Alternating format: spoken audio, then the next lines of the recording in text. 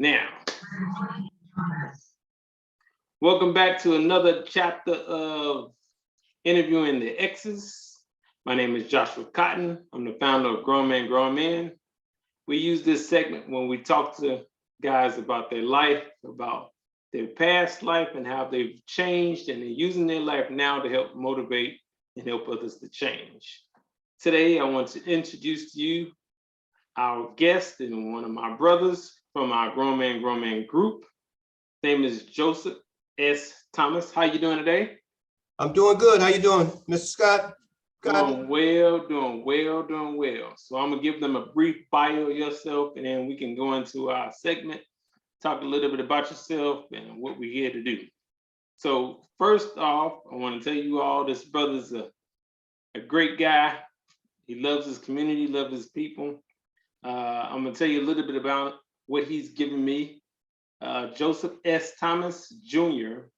has 31 years of professional experience in the healthcare science field. His experience includes helping thousands of addicted families become drug-free, helping healthcare providers, employees stay fit, and educating schools to make them healthy menu choices. To name just a few, Joseph has obtained his Master's of Health Science in Addiction Studies, Bachelor of Arts in Criminal Justice, Associates Applied Science in Mental Health, Substance Abuse.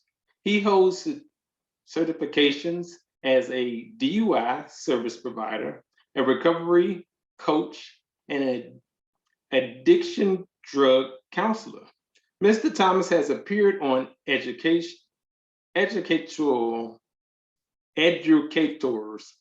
training tapes, cable television, and radio over his lifespan. His proudest moments were becoming a business owner, mentor, board president, addiction studies alumni club member, retired master sergeant of United States Army, wow, and a deacon. When he's not providing service, he is enjoying spending time with his wife, children, grandchildren, family, and going to the movies, baking, bike riding, playing basketball. So the brother's all over the place. Give it up for my brother, Mr. Joe. How you doing this evening, Mr. Joe? Hey, I'm good. I'm just glad to be alive and be in the land of the living. Look forward to this interview. That's pretty much it for right now. Perfect. Is there anything you would like to tell us that was enlisted in those detailed bio that you gave us? I'd like to say that my life is still going on. I'm still growing. Opportunities still exist, and that life is good. Even in the midst of what we call a pandemic, things are still being made, achieved. So I want to say that, and just to say that, hey, without the Most High, nothing is possible. Amazing. Yeah. So you all know the name of this show is Interviewing the X's. And tonight we're here to talk to Joe about his X and his life. What is the X in your life? Well, the X in my life I want to talk about is the use of cocaine. That is an X now. I want to discuss that in detail, some of the things, how it started, what happened afterwards, and what allowed me to be here today, to have this interview. Perfect. So let's go back a little bit, or we just dive deep into that. Give us some context. What was life like before this took place? Well, life was like before my ex took place. Life was good. Some of the roles I played, I was a family man. I had children, I had a job, I had success. Some of the titles I had, I was a son, nephew, uncle, had many friends in my life. And that's how life was. I was on the path of which they said If you do these things happen. And I was doing those things there. So as we say, life was good. It was good. Something you told me before our interview, and I'd like to share this with you guys. This man is a bona fide speaker. He said he's been speaking since how long? I've been speaking since I was 11 years old. Yeah. I don't know what that means. Well, what that means is that at 11 years old, I was being pruned and trained how to speak in front of an audience. So in other words, the butterflies went away a long time ago. And as a result of that, I didn't know that my whole career was going to be about what? Speaking in front of an audience, engaging people. Didn't even know I was being trained for that. But yeah, it happened in 1971. It happened through my sister who brought me in to a particular group, and they began to say, look, go up here and do this talk. And I did the talk. And from there, it's been history. Well, you had a lot of confidence at that young age. Yes, well, I was used to being pushed out and had to perform. So there was nothing about, well, no, you can't do it. So as a result of that, I was confident in that. And the other thing is that I didn't want to look bad in front of the rest of the people. You wanted to make sure you was representing. That's right. Yeah. That's amazing. So you were speaking at the age of 11. Yes. Don't hear that often. Was there Yes. any certain places you were speaking in? Say that again, sir. Was there certain places you were speaking in, or was just Well, places? Yeah, I began at that time. It was in church when I began. Well, after church, it started in junior high school. From there, went to high school, and from there went to my adult life that I began to speak. So that's how it started for me. That is amazing. That is amazing. The next thing I would like to just, as we're going into deeper and find out more about you, what do you think caused you to make this life choice for your life? Like, what caused you to start to go in a different direction? It caused you to have that X? Yeah, great question. You know, initially I called it bad luck. That's what I called it, that it went that way. But something happened, and when I went that way, it took place when I was 19 years old. And at 19 years old, I wanted to see the world. And I did. So at 19, what did I do? I joined the military. And I served for 3 years of active duty and 6 years of reserve duty, totaling 9 years, and I obtained 2 honorable discharges. But what happened is that upon my discharge of active duty, I returned back to my home of work, or my home of records, which was Chicago Heights, Illinois. I returned back on October 27, 1981. I immediately began to look for a job. Couldn't find a job. So I went to the unemployment office to file for unemployment. Now, this was during the Reagan years. President Reagan was the president. So I went to unemployment office and they denied me. They said that I had quit my job. I said, well, how can I quit my job when I serve my country? And as a result of that, life took its turn because of that particular reason. Had no money, no finances, nothing to do anything. So I looked around where I was located in my neighborhood and the people that I was at that time connected with. And so what was they doing? They was hustling. And in turn, I became a hustler. I learned how to hustle. And that's what happened. That's what caused this choice that I'm going to continue to talk about, you know, a little bit later on. And, you know, as we continue to, you know, have these conversations, these questions with me. So that was a major change in my life because I was unable to what? Get a job and have income. So no job, no money, no income. Yes. Had to make some decisions. Well, I'm gonna stick to what we have already questioned because I might ask a question too quick. How long did this last? This lasted for approximately 10 years. That's when it lasts. And within those 10 years, there's several things that happened. But once I was denied the unemployment and I began to learn how to hustle, I continued to hustle until I couldn't hustle anymore, which means what? Something happened in my life. I was taken from that hustle and things began to change in my life during that time. But it happened for 10 years. Now, within those 10 years, even though I was hustling and using, there were still some productive things going on.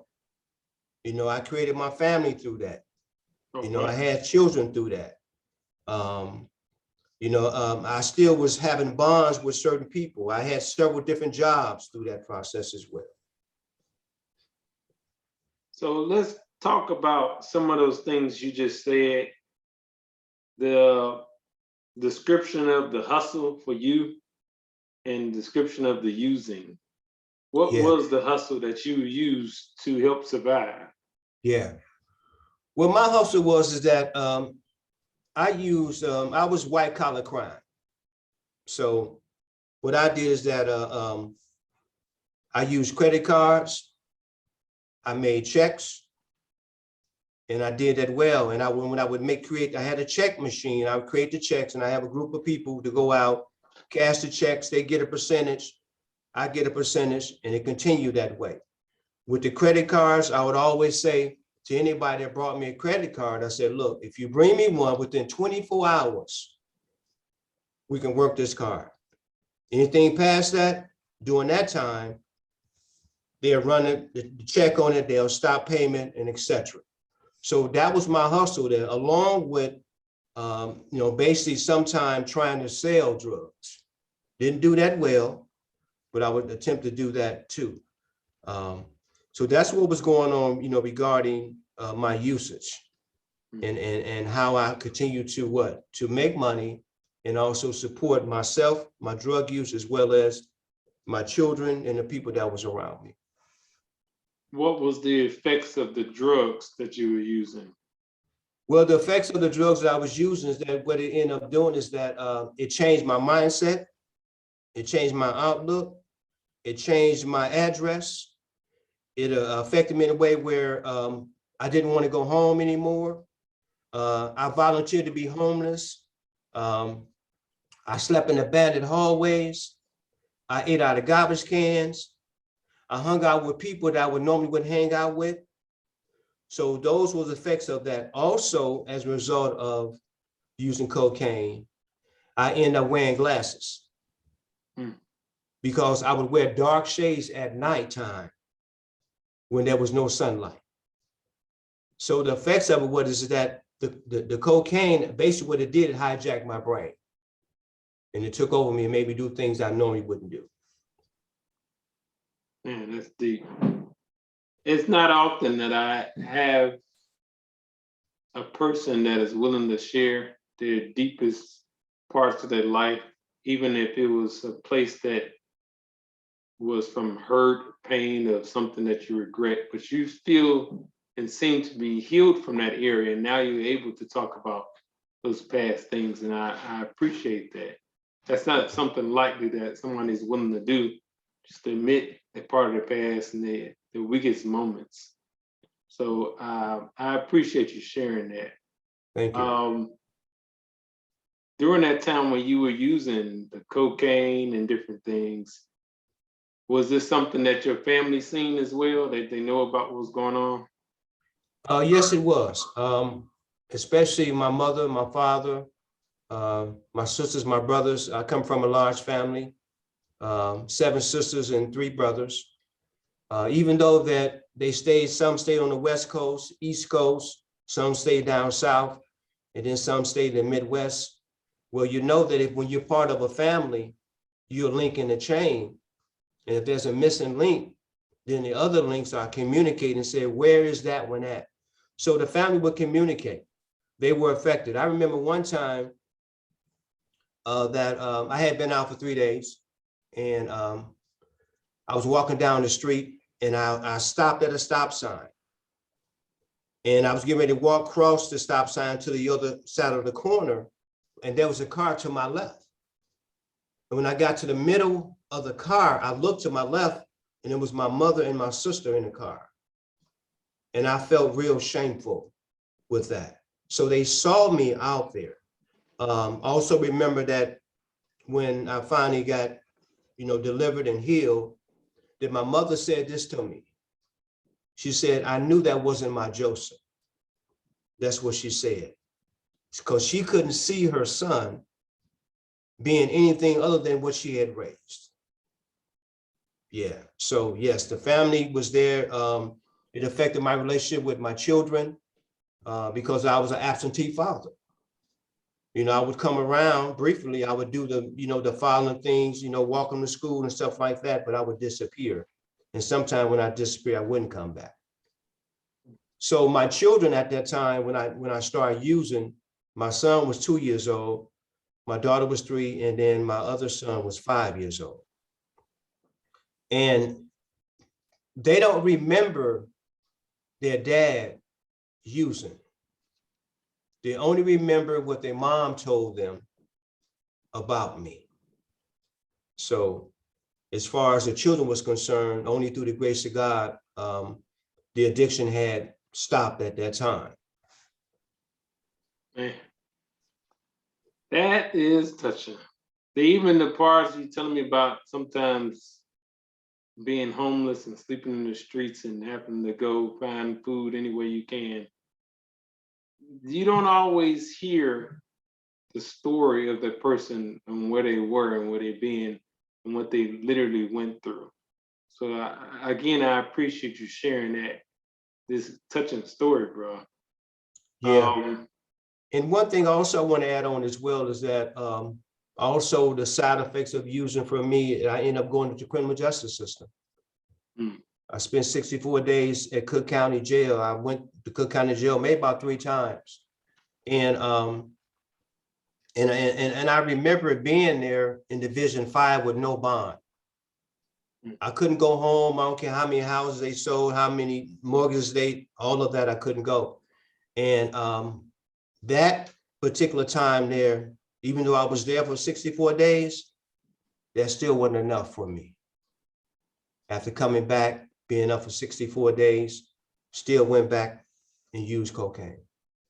It was an addiction. So yes, yeah. So that brings me to the question: how were you able to change your life?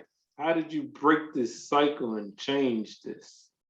What happened is that how I changed my life is that I end up being on probation, task probation. And task probation consists of 2.5 years. So the change of life was through the criminal justice, through the legal system. Then thereafter that, I remember the last time that I consumed some cocaine. And that was March 27, 1991. I was at this guy's house. He's no longer living today. He ended up getting killed. And I ended up, me and my friend, we was hanging out. We was hustling. So we had agreed, when we was hustling, the money we made, we would divide the money. We divided the money, and my friend decided he wanted to take my money. And that ended up being a fight. Of course. So after having a fight, he knocked me down, I knocked him down, and then my pride kicked in. And so after he knocked me down, I got back up. Now I wanted to do something to him. I wanted to take his life. Yeah. So I ran around the community looking for something to take his life. As a result of that, I ended up getting a spiritual awakening. And the spiritual awakening was that I was told, you've been taking your life all that time. And when I heard that, that began my transformation and my change. So March 27, 1991, no more. I was still on probation. And so April the 1st, I ended up going into treatment. I went to HRDI, 87 Exchange, for a 6-month program. Went to that program, completed the program, came back out, and I took all the suggestions that they gave me. And one of the suggestions they gave me, it says, you got to change your people, places, and things. And as a result of that, I took that advice. And as I took that advice, I ended up changing my people, places, and things. And from that point on, I never looked back. The road had changed. My thinking has changed. My people has changed. My environment has changed. Not only did it change physically, but it also changed mentally. That's so powerful what you said, because so many people, they go back and forth, back and forth. But what you did, one, you admitted that there was an issue. You took necessary steps on your own to say, I want to make it a difference. I don't want to go down this path anymore. Then the people, place, and things, that's everything. Because if one of those things are still the same, you still going around the same people, but you change places, you go in the same place, you change people, you're still gonna have those same effects. Yes. So what you did, I guess that was the only way it could have happened. You would have seen change with that. That's amazing. If you could share, how did you grow from this experience with others? Well, the growth from that experience is that, once again, the Most High don't make no mistakes. And life is about trial and error. Either we fall and stay down, or we fall and get up. So the growth of this is that brought me here today. And some of those things in that process was what, as you had mentioned early on, my education. When I stopped using drugs, I didn't know what I wanted to do. But it just so happened there was another brother named Joe who came in my life for a brief moment and said, look, hey man, do you know you can go to school for free? Ooh. I said, I can? Okay. He said, yeah, just go down there and talk to this counselor and he'll enroll you in school. And so I did. And he asked me the question, he said, so what do you want to do? I paused for a moment. I reflected on what I've been doing for the past 10 years. And it came to me. I said, I want to be a substance abuse counselor. Because I want to know why I couldn't stop when I wanted to stop. That was that drive for me. And that's what happened as a result of that. And then my life began, as we say, all over again, or given a second chance at life. So that's what happened. That was the experience I went through. That's what I learned from. It brought me here. It gave me, as far as being cool, calm, and collective, it allowed me to accept people on life terms and not judge them, but to do that. And as a result of that, I'm here. I'm still helping myself as well as helping people. You said something. I heard you say you wanted to stop at some point, but you could not stop yourself. What was the difference? Was it this, what you told me about the people, place, and things, or was it the program? What actually was the difference from wanting to stop and actually stopping? The difference was, for me, was education. Because active addiction, my education was limited only to the things I was doing. Now that I stopped, and I'm getting this medical model, I'm getting this psych model, I'm getting a mental model, I'm getting all this information here that's giving me answers on why this was not working properly. And that was a motivating factor, because I said, wow, man, this is the reason why I couldn't stop. Because what I said before, anytime you put any type of controlled substance in your body, any illicit controlled substance, it hijacks the brain. And anything that hijacks your brain, it hijacks the rest of your complete anatomy, your body. So learning the process of that, learn about dopamines, learn about the pleasure, learn about even when I want to stop, because it was pleasurable, but dangerous, I couldn't. Because what it did is that whenever a chemical goes in, it augmented your regular cells, it changed them. And so when it changed the cell, that cell needed to be fed on a daily basis. So by being educated, I moved them negative cells backwards and I pushed the positive ones forward. Oh, that's amazing. That you was happening to find that person that gave you the information about education. Yes. Without that, not sure where you would have went, what life you would have led, or how this would have changed. But with that thought, what advice would you give to any young man experiencing what you went through? What I would give any young man and what he's going through is, first of all, nothing under the sun is new. Hope exists, and to rely on something that's greater than you. Because when you rely on that power which is greater than you, that power brings people in to help you. Be open, be willing, be honest, be truthful, trust again. I would give them that advice there. And the other thing that I wanted to say is that when I said nothing under the sun is new, is that why try something that somebody else already tried and they already showed you it didn't work?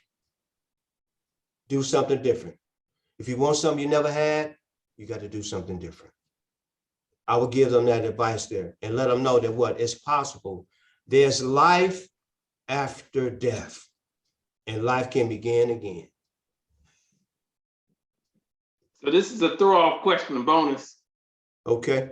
If you could go back and talk to that guy, right when you came out of the Army and he was in that position where you couldn't get the, when you was trying to get funding, The job, yeah. what advice would you give to that young man? I would give that advice to that young man is that he should have utilized the elders that was around him. Mm. I had my family on my father's side, 90% of them worked at Ford Motor Company. Whoa. I did not ask them for a job. Why is that? I was leaning on to my own understanding. I was independent. I was self-centered and I was selfish. Oh. And I thought that I could do it on my own. But that's what I would say to that guy. And as a result of that, that would most definitely know what to change the outcome of my choices. It would have. Yeah. That's deep, man. And that exactly what we're doing with our group of grown men.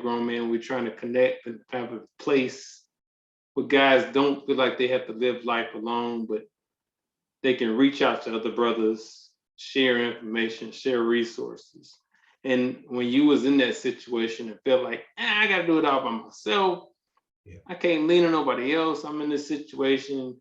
Men sometimes get to that spot where we just feel like it's all on me. Yeah. And I want to help brothers understand it's not all on you. You have a community of brothers around you. We're here to help each other. So I always appreciate when I meet guys like yourself that is willing to pour into this community and uplift others with your knowledge and information and resources and wisdom. So I appreciate you coming on here tonight. I appreciate you sharing your story.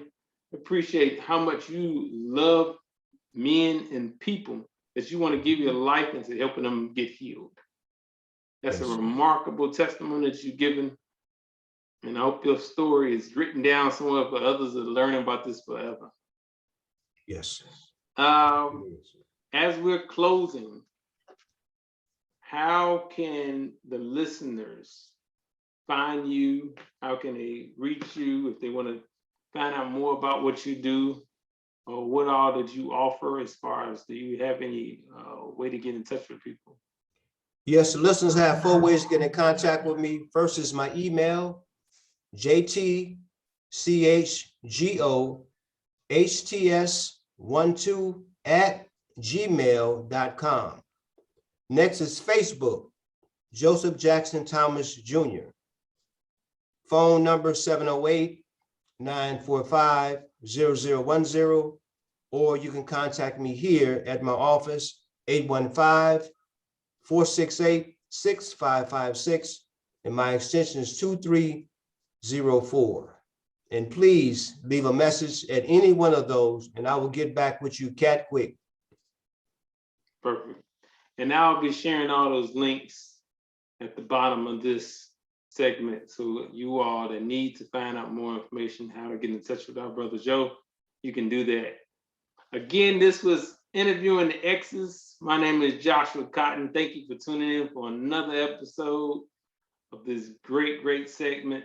I really appreciate you coming tonight. You showed your story. It's remarkable how God can change our life if we're willing to work at it. So you are a great example of change. If y'all have any questions, you can log on to this, leave it in the chat. We'll reach out to you when we see it. But thanks again for listening to this. Y'all have a great evening. Thanks for letting me share.